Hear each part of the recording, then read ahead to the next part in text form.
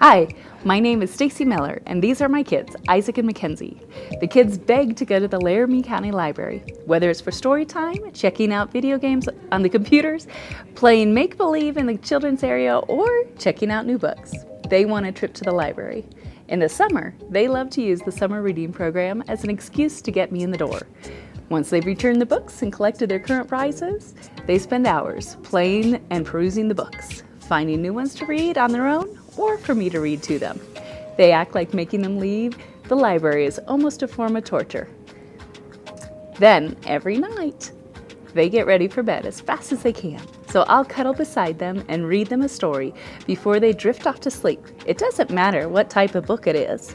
They just want to let their imagination soar away on the wings of a story.